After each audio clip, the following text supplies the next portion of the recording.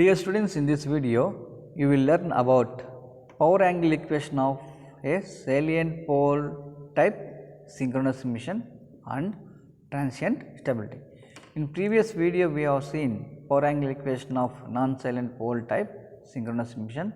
So here we are going to discuss about power angle equation of salient pole type synchronous emission.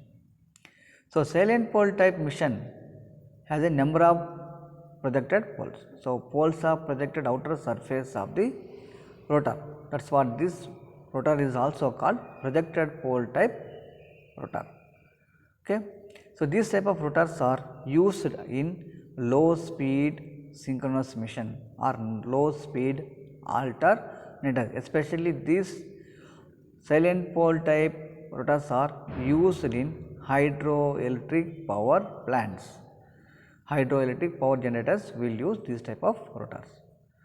So here poles are projected outer surface of the rotor and hence air gap is non-uniform. Air gap is not like non-salient pole type. Air gap is non-uniform along with the rotor periphery.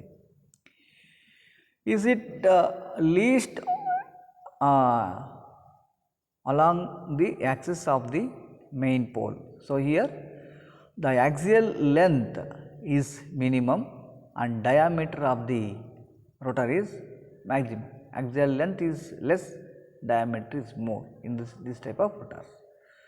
So here we can see that, so least along axis and maximum along axis of interpolar region, that is called quadrature axis. Diameter is more and diameter of the rotor is more and axial length is less in non-salient pole type, silent pole type synchronous motion.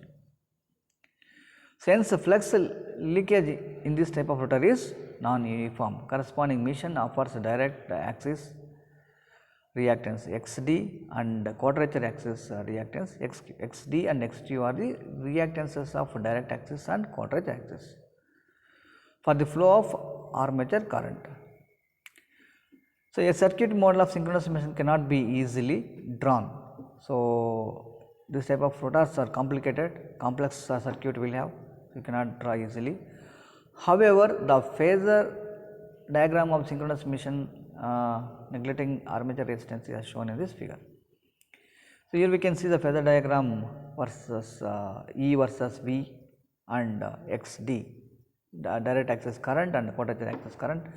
Quadrature axis current always in phase with the induced EMF and direct axis current XID is lags the V, right. So where delta is the load angle, so load increases, load angle will be increases. And you can also calculate reactance drop quadrature axis and direct axis reactance drops. You can calculate from this ID into XD and IQ into XQ. So these type of rotors are used for slow speed alternators. Now method of improving the steady state stability limit SSL. So you know that steady state limit Eg into Em by X.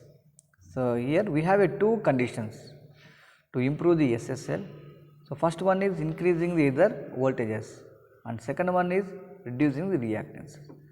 So using the two methods, so we are improving the SSL. So steady state limit, how we are improving is, so increasing either voltages Eg or Em. So it can be achieved excitation. So and also we can improve the SSL and reducing the reactance between the transmission points and receiving points. So by that, so we can improve the stability. So if the transmission lines are of sufficiently high reactance, if the transmission lines are of sufficiently high reactance, the stability limit can be raised by using two poles. The stability limit can be raised by using two parallel lines. so which incidentally also increase the reliability of the system. So, sufficiently high reactances stability limit can be raised by two parallel lines which incidentally also increasing reliability of the system. So, reliability we can increase, and also we can use series capacitors.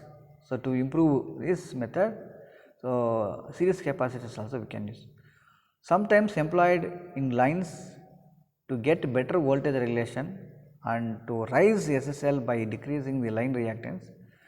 So, you are using bundle conductors is another method reducing the line reactance and hence improve the SSL. So, using the series capacitors, using the bundle conductors also we can increase the, you can increase and you can improve the steady state limit. And transient state stability. So, transient state occurs when the maximum power transmit from one point to other point, when sudden or large changes occurs in the power system. So, transient stability refers to the maximum power flow possible through a point without losing stability with sudden or large changes in the power system. Following a sudden disturbances on a power system, the rotor speeds and rotor angle differs undergo fast changes whose magnitude are depends on the severity of disturbance. Sudden disturbance occurs, the severity is more. So, to reduce severity we are using transient stability. For a large disturbance changes angular disturbance, the angular differences delta may be so large. So, in previously we have seen the phasor diagram. So, delta is more, load is increases, delta will be increases, the disturbance is also increases, delta will also increases. So, to eliminate that one, so we need to have a dynamic responses, automatic controlled devices in the system. So, using the automatic control devices, we can reduce the sudden disturbances and large disturbances in the power system. So, transient stability of a system predominantly depends upon the dynamics of the synchronous motion. So, transient stability is not controlled. So, we will move to the dynamic state stability, dynamic responses stability.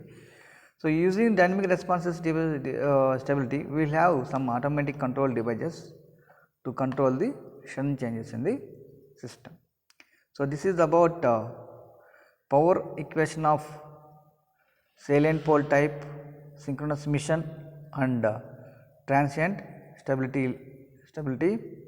So, in next video, so we will discuss about dynamics of a synchronous motion.